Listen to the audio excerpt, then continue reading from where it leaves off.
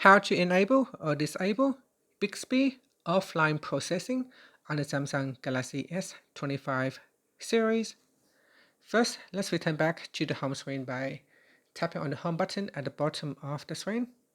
And from the home screen, swipe down at the top to open up quick settings. In here, tap on the settings icon. After that, we then scroll down, and in here, tap on advanced features.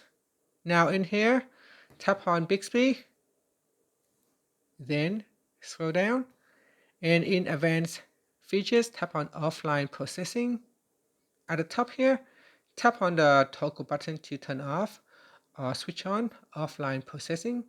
So here it says download the package to run key commands offline, like setting a timer, taking a screenshot, and turning on the flashlight. When you wake up Bixby with your voice, you can continue talking to Bixby without needing to repeat the wake up phrase again. And that's it. After that, you can tap on the back key or tap on the home button to return back to the home screen.